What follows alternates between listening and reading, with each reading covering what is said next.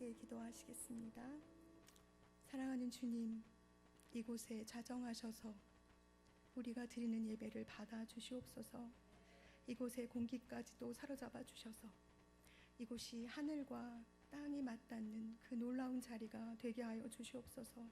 하나님의 말씀이 선포되어지고 우리가 그 말씀에 순종하는 은혜의 자리가 되기를 소망하며 부활하신 예수님의 이름으로 기도합니다. 아멘. 어려운 시기를 지나고 있는 우리가 우리에게 스스로 칭찬하는 시간을 가졌으면 좋겠습니다. 예배의 자리를 지켜내고 계시는 여러분, 주님의 이름으로 칭찬합니다. 여러분 이렇게 자기를 좀 쓰다드시면서 잘했어, 잘하고 있어, 애쓰고 있어. 사실은 예배 드려라고 말하는 게 굉장히 한두 주는 욕을 먹었거든요. 너네 그 예배 드려 막 이러면서. 그래서 예배 자리를 지켜내고 있어 라고 큰 소리로 말하는 게 어떨 땐 너무 힘들었던 그런 시간을 우리가 지내고 있는데, 그래도 여러분들이 이 자리를 지켜주셔서 우리의 예배가 하나님 앞에 끊이지 않고 올려드려진 것에 대해서 너무 감사하고 여러분들 정말 주님의 이름으로 축복하고 칭찬해 드립니다. 우리 오늘 수고하셨어요. 우리 오늘 하루 종일 또 주님의 전 안에서 이렇게 예배하시고 또 교제하시고 또 봉사하시는 하루를 보내신 여러분들을 정말 정말 자랑스럽고 사랑합니다. 사실은 이 마태복음 17장 1절부터 9절까지 이 말씀은 제가 신대원을 졸업할 때 하나님 앞에 내가 이 다음 스텝은 어떻게 하면 좋을까요? 하고 기도할 때 주셨던 말씀이에요. 내려가라 라고 하시면서 신대원 3년은 저에게 굉장히 은혜가 있는 시간이었는데, 왜냐하면 제가 선교사로 10년 동안 본부에서 사역하면서 아프리카를 1년에 한 번씩 단기팀을 데리고 들락거리는 일들을 했어요. 그래서 나름대로 굉장히 재미있게 사역을 했고 또 하나님께서 제게 주신 비전이고 사명이라고 생각했기 때문에 감당하면서 했는데 사랑이라는 단어가 제 안에 확 주님이 주신 그 부담이 제 안에 있었던 거예요. 그래서 그 사랑하라, 오늘 목사님이 11시 예배 때 오전 예배 때 말씀해 주신 그 사랑이라는 단어가, 그래서 아까 저는 또 다시 하나님 앞에 무너졌는데, 사실 이 사랑이라는 단어에 제가 무너져서 도망가듯이 신대원으로 들어간 거예요. 3년 동안 사실은 그리고 후부터 저는 지금까지 사랑이라는 단어의 설교를 사실은 자신 있게 할 수가 없습니다. 왜냐하면 내가 하나님의 말씀을 받았고 그 말씀을 내 안에 가지고 있으면서 사랑해내지 못하는 게 너무 힘이 들더라고요. 그래서 사랑이라는 말씀의 주제를 가지고 설교를 하는 것이 너무 힘이 들었는데, 하나님께서 신대원 3년 동안 저에게 하루하루 매일 위로하셨고 매일 저에게 사랑한다고 얘기해 주셨고, 매일 드리는 예배가 또 매일 함께 교제하는 친구들과의 교제가, 그리고 신학을 공부하는 이런 신학함의 길이 너무너무 즐겁고 행복했고 저에게는 돋빛이었고 또 위로였던 시간이었습니다. 그래서 졸업하는 게 두려웠고 내려가기 너무 싫었는데 하나님께서 마지막에 제게 가자, 내려가서 내가 할 일이 있다라고 말씀해 주시고 이 말씀을 주셔서 제가 용기를 내서 졸업을 했습니다. 17장 이 본문의 말씀은 사실은 마태, 마가, 누가 세 복음서는 비슷한 같은 내용들이 있는 본문들이 있고 또 마가복음에만 있고 누가나 또 마태복음에는 없는 내용들이 있어요. 그런데 오늘 우리가 읽은 이 본문은 마태, 마가, 누가 세 복음서에 다 있습니다. 사실 세 복음서에 다 있으면 세 복음서를 이렇게 찾아가면서 읽으셔야 마태나 마가나 누가가 가지고 있는 그 저자들의 그 사고와 그리고 그들이 갖고 있는 삶의 배경, 그리고 그들의 공동체가 가지고 있었던 교회의 문제들, 이런 것들과 이런 것들을 보실 수 있기 때문에 복음에 대한 세계관이 좀 넓어질 수 있는 기회가 됩니다. 성경은 디모데후서 3장 16절에서 17절에 말씀하시는 것처럼 모든 성경은 하나님의 감동으로 된 것으로 교훈과 책망과 바르게 함과 의로 교육하기에 유익하니 이는 하나님의 사람으로 온전하게 하며 모든 선한 일을 행할 능력을 갖추게 하려 함이라 라는 성경의 기록 목적을 우리가 알고 있는 것처럼, 그래서 성경을 읽으실 때 조금 주의해서 조금 깊이 그리고 좀 넓은 세계관을 가지시고 읽으시면 좋을 것 같아요. 왜냐하면 하나님의 말씀이 말씀을 풀어내는 이 놀라운 짝지음들이 있기 때문에 하나님의 말씀을 다른 것에서 찾아내는 것이 아니라 말씀에서 비밀들을 풀어내시는 기쁨이 여러분 안에 있으셨으면 좋겠습니다. 오늘 본문은 그래서 마가복음 9장 2절에서 13절까지 또 누가복음 9장 28절에서 36절까지를 함께 제가 준비하면서 함께 가지고 왔어요. 여러분들도 댁으로 돌아가셔서 이 본문과 짝을 이루고 있는 마가복음과 누가복음에는 어떤 이야기로 같은 내용을 쓰고 있는지를 한번 읽어보시면 좋겠습니다.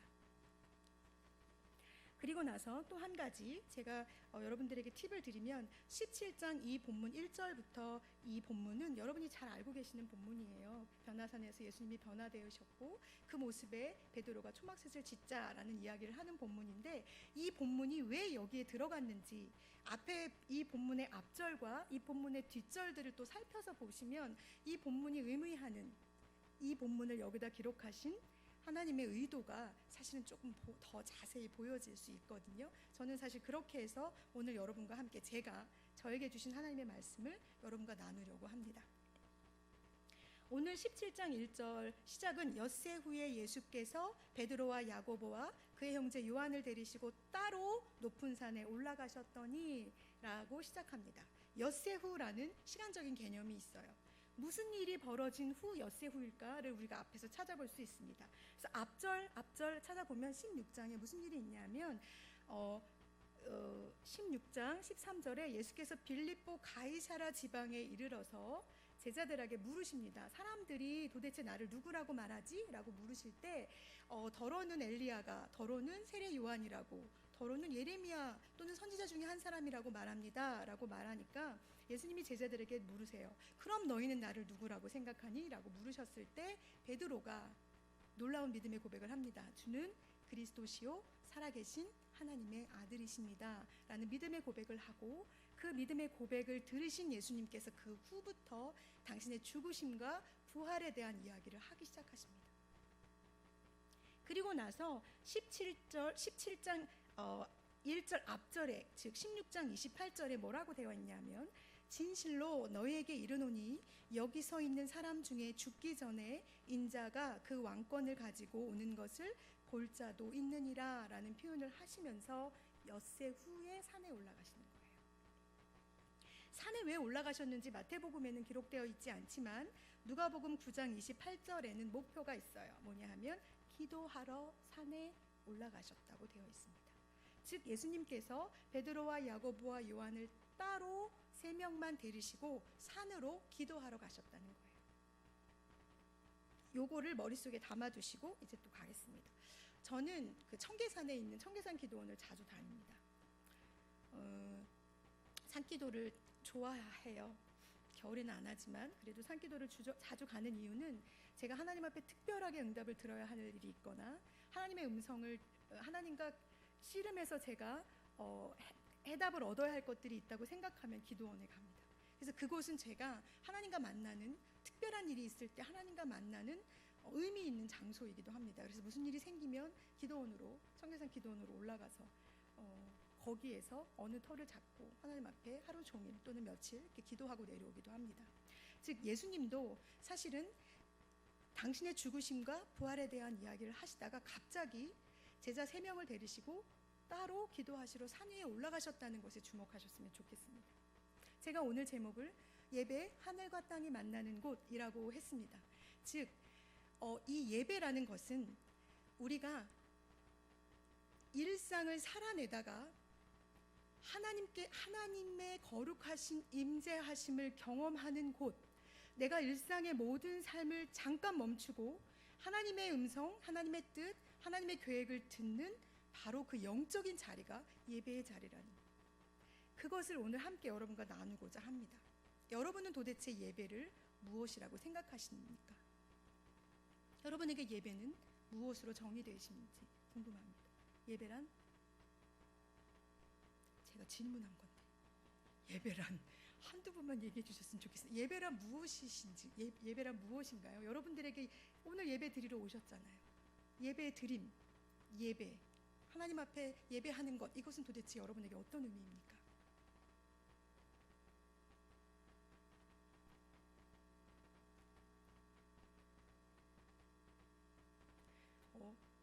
저는 여러분이 많이 대답해 주실 거라고 생각하고 그렇지요 라고 여기 이렇게 써놨거든요. 그렇습니다 이렇게 얘기하려고 그랬는데 아무것도 말씀 안 하시면 어떡해요. 예배란?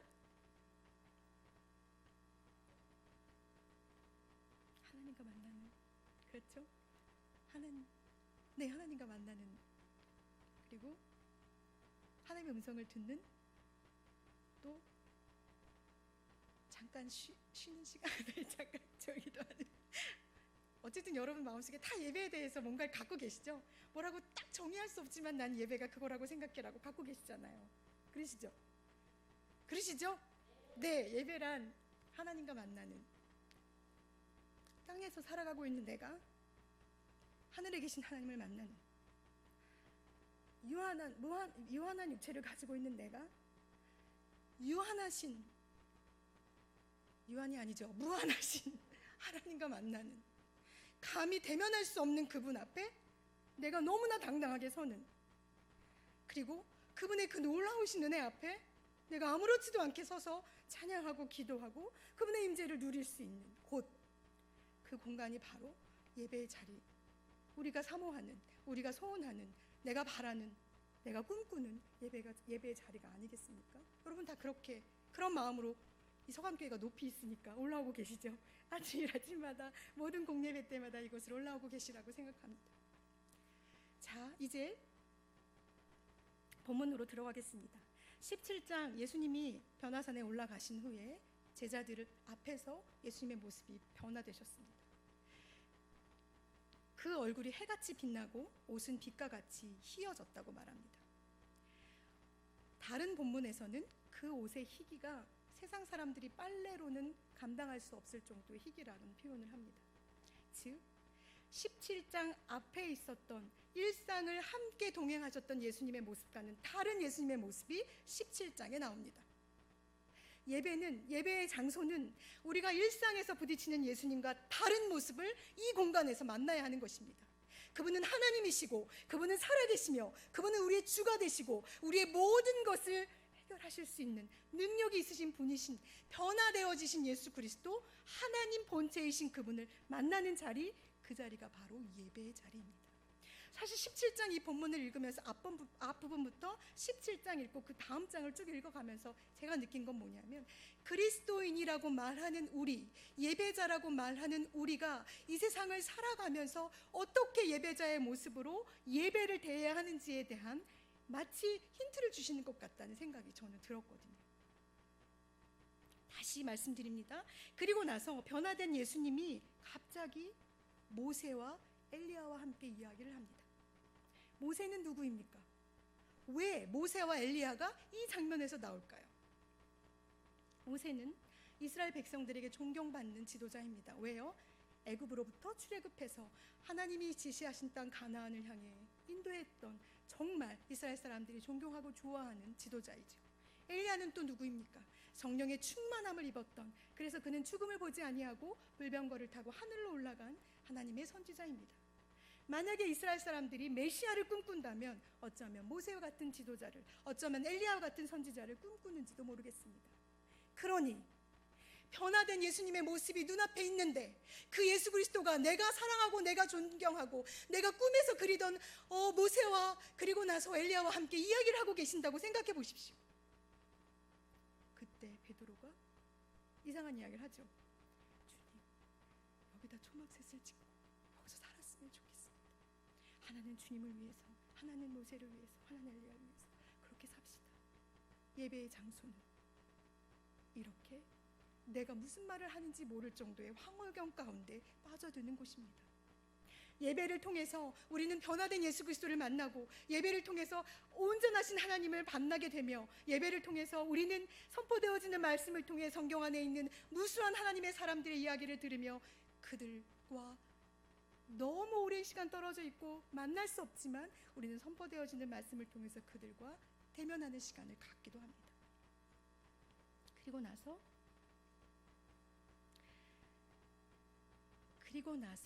5절에 하나님의 인자하심이 거기에 임합니다. 5절, 호련히 빛난 구름이 그들을 덮으며 구름 속에서 소리가 나서 이르시되.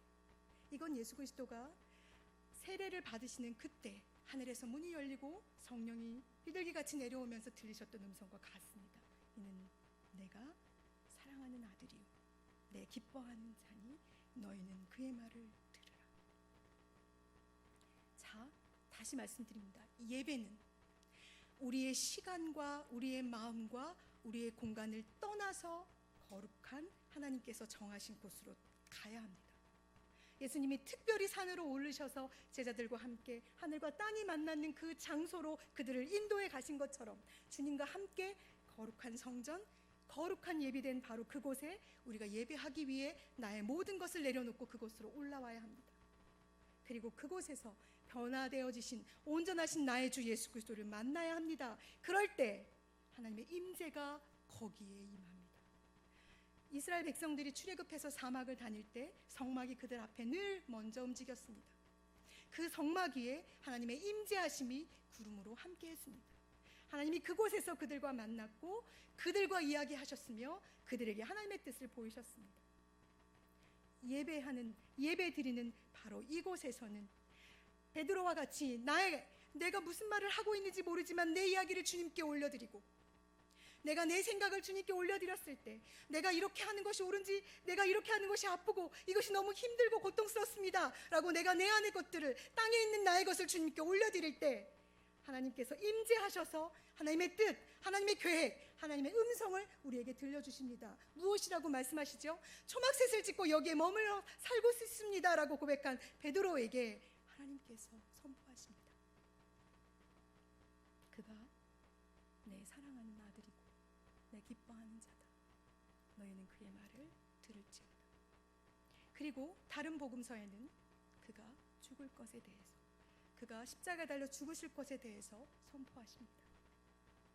그러니 예배는 내가 육체의 몸을 입고 있는 내가 거룩하신 하나님의 임재 안에 들어가서 나는 사라지고 그 임재하심 안에 성령의 역사하심을 경험하며 그분이 내게 주시는 음성, 내가 감당할 수 없고 내가 듣고 싶지 않은 것이지만 주님이 내게 이루기를 원하시는 것, 내 삶을 통해 이루어가기를 기뻐하시는 바로 그것이 선포되어지는 자리, 그 만남, 그 놀라운 영적인 체험, 그것이 이루어지는 곳, 그것이 바로 우리가 드리는 예배의 자리, 여러분이 앉아 계신 이 예배의 자리에서 이루어지는 것입니다. 하나님의 임재가 이루어졌을 때 제자들은 너무 두렵고 너무 무서워서 숙여버립니다. 그때 주님이 그들에게 말씀하십니다. 그들을 만지십니다. 뭐라고 얘기하시죠? 제자들이 6절 제자들이 듣고 엎드려 심히 두려워하니 7절 예수께서 나와 그들에게 손을 대시며 이르시되. 예배는 예수님이 우리에게 손 대시는 자리입니다. 예수님이 손 대시는 자리에 회복이 있고 예수님이 손 대시는 그곳에 우리의 치유가 있습니다. 예수님이 손 대실 때 우리는 모든 것으로부터 자유해질 수 있고 예수님이 손 대실 때 우리는 일어나 걸어갈 수 있습니다. 그리고 나서 주님이 말씀하십니다. 두려워하지 말라. 두려워하지 말라. 사랑하는 여러분, 여러분의 예배의 자리에서 예수님을 이렇게 만나셨으면 좋겠습니다. 여러분이 예배 드리실 때, 여러분이 하나님의 임재하심에 들어가실 때 여러분 안에 있는 상처가 치유되어지고 하나님의 거룩하신 만져주심이 있는 그 예배의 자리에서 여러분들은 놀라운 두려움으로부터 강하고 담대한 믿음의 능력을 회복하게 되실 것입니다. 그리고 나서 제가 말씀드린 9절, 그들이 산을 내려옵니다. 산을 내려와서 그들이 처음 만난 장면이 뒷절 읽어보시면 귀신 들린 아이를 고쳐내지 못하는 제자들의 모습입니다. 우리가 여기서 영적으로 충만한 예배, 하나님의 거룩하신 임재를 경험하고 이 예배의 자리에 있다가 이제 우리의 삶의 자리로 내려가면 그곳은 치열한 영적인 싸움이 있는 곳일 거예요. 계속 싸워야 하고 끊임없이 싸워야 하며 끊임없이 그곳에서 우리는 실패하고 좌절하며 넘어질지도 모릅니다. 그러나 우리는 산을 내려갈 때 주님이 앞에서 내려가십니다. 홀로 우리에게 가라고 하시지 않으셨고 그 산 내려가면서 부딪힌 그 여러 가지 어려움들 가운데서도 주님은 우리와 함께 이겨내 주실 것입니다. 왜냐하면 마태복음 28장 내가 세상 끝날까지 너희와 함께 하겠다고 약속해 주셨기 때문에 그렇습니다. 또 하나 성령이 우리에게 오셔서 말할 수 없는 탄식으로 우리를 위해 하나님께 기도하고 계시고 우리가 하나님에 대해서, 하나님의 나라에 대해서, 예수 그리스도에 대해서, 의에 대해서, 죄에 대해서 끊임없이 알아갈 수 있도록 우리 안에서 우리와 함께 동행하시기 때문에 그렇습니다. 귀신 들린 아이를 고쳐내지 못하고 쩔쩔매고 망신을 당하고 있는 제자들이 예수님에게 조용히 와서 물었습니다. 주님, 우리는 왜 그렇게 하지 못했습니까? 그때 주님께서 말씀하셨습니다. 마태복음 17장 20절, 믿음이 작은 까닭이다. 마가복음 9장 29절에는 기도 외에는 이런 이유가 나갈 수 없다. 무엇에 대한 믿음입니까? 예배 드릴 때 우리를 만나주신 하나님, 예배 드릴 때 나의 구주가 되신 예수 그리스도, 예배 드릴 때 내 안에서 성령 하나님께서 강하게 내 안에서 교통하시고 깨닫게 하시는 그 놀라운 믿음이 나로 하여금 세상에서 이겨내게 하는 기초가 될 것입니다. 또 하나, 기도는 우리가 매일매일 드려야 될 하나님 앞에서의 호흡입니다. 예배 드리는 자리에서 우리가 기도로 하나님의 거룩하심 앞에 들어가지 못한다면, 이곳에서조차도 하나님 앞에 그 거룩하신 임재 앞에 우리가 끼어들어가 있지 못하다면, 산을 내려가 저 산 밑에서 우리는 어떻게 살아낼 수 있겠습니까? 그래서 예배는 목숨을 다해 지켜내야 할 거룩한 자리입니다. 그냥 아무 준비되어지지 않은 마음으로 나와 그냥 툭툭 털고 앉아서 드리는 곳이 아니라, 감히 나를 만나주실 수도 없고 내가 용서받을 수도 없는 죄인이었음에도 불구하고 나를 위해 십자가에 달려 죽으신 예수 그리스도가 내게 오셔서 나를 구원하시고 그분의 십자가로 말미암아 담대하게 아주 뻔뻔스럽게 하나님 앞에 나의 것을 구할 수 있는 자리를 베풀어 주시. 그래서 하나님과 내가 아무렇지도 않게 만날 수 있는 곳, 그것이 예배입니다. 그곳에서 우리가 하나님을 향한 믿음을 쌓아내지 못한다면, 선포되어지는 말씀을 통해 올려드려지는 기도와 찬양을 통해 내 영혼이 하나님을 향한 믿음으로 충만해지지 않는다면, 산을 내려가 우리가 부딪힐 삶의 그 자리들을 여러분은 어떻게 이겨내실 수 있겠습니까? 우리 각자 개인에게 주어진 삶의 자리에서도 예배는 너무나 중요합니다.